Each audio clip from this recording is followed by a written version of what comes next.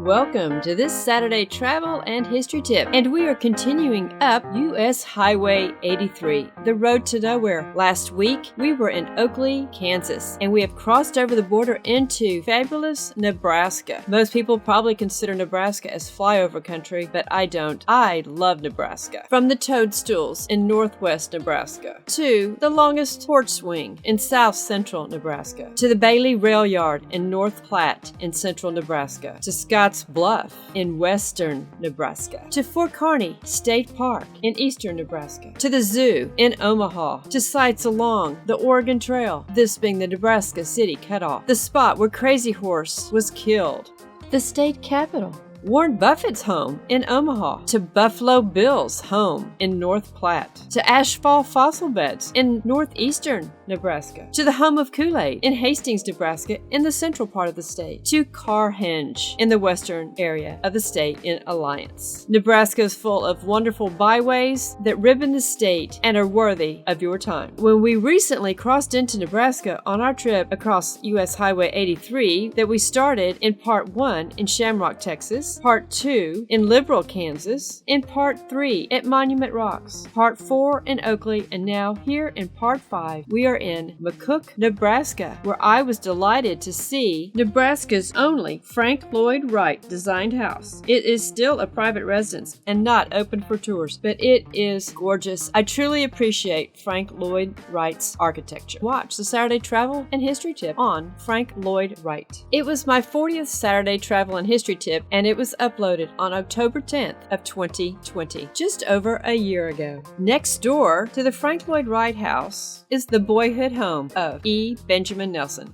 governor of Nebraska from 1991 to 1999. Next to that is the George W. Norris home. Norris, the gentle knight of progressive ideals, serving 5 terms in the House of Representatives and 5 terms in the U.S. Senate before retiring here in 1943. This was a beautiful home, and we were actually there, as you could tell, just before sunset. Really enjoyed just walking the streets of McCook, Nebraska on that beautiful evening. The next stop in Nebraska would be the Nebraska National Forest and Grassland. I have been wanting to go there for a very long time. And what is so special about this forest that's located off Highway 2, approximately 20 miles east of U.S. Highway 83? Well, the Nebraska National Forest Bessie Ranger District is 91,000 acres, and it's near Halsey, and it contains 22,000 acres of trees planted entirely by people, including President Franklin Roosevelt's Civilian Conservation Corps, the CCC. This is the largest hand-planted forest in the country.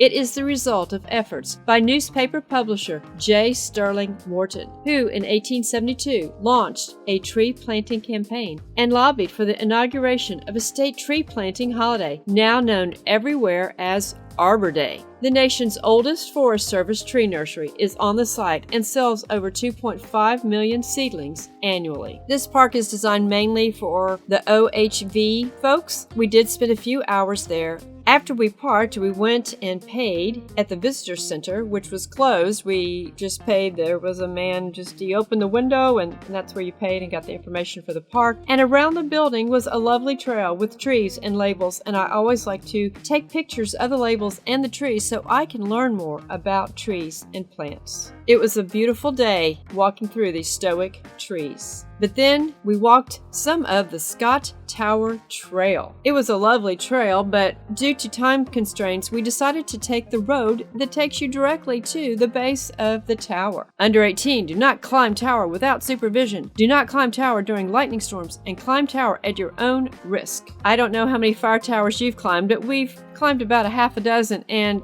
they are all very steep, and this one, having a road to it, was very advantageous. Most of the ones that we've climbed, we had to take extensive hikes just to get to the fire towers, and then an exhausting hike up steps. But this one gave beautiful views of the Sandhills region. Walked up the steep flight of stairs to get to the top of the Scott Fire Tower to a magnificent view. The fire tower office at the top was actually closed, and we took a couple pictures of the old-timey equipment that is still being used in this fire tower. As you can see, the office is completely glassed. The views of the countryside are spectacular.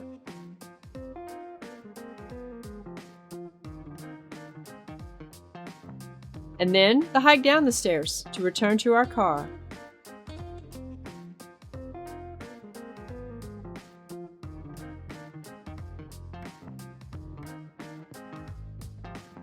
We then took one of the trails that led to one of the rivers, and this sign talked about Prairie Rivers. This was a beautiful river, and again, this was a beautiful early autumn day. When we were in McCook, we spotted this Carnegie Library. Most small towns have a Carnegie Library. This was one of the most unique ones I'd ever seen. In this Mission Spanish style, most are red brick buildings. I spotted this beautiful clock. I love these old town clocks. American history.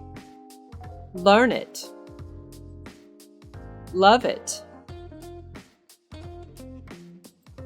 Appreciate it. Don't let them steal our history.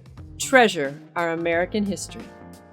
The nation behaves well if it treats its natural resources as assets, which it must turn over to the next generation increased and not impaired in value. Theodore Roosevelt, one of my favorite people of American history. If you appreciate our content, tell others and repost on your social platforms. And if you watch us on YouTube, don't forget to hit the notification bell to be alerted when we post new nuggets and Saturday history and travel tips. Next Saturday, we will be crossing over into South Dakota and visiting Pierre. Never been there. It was great. Can't wait to show you around. Thank you.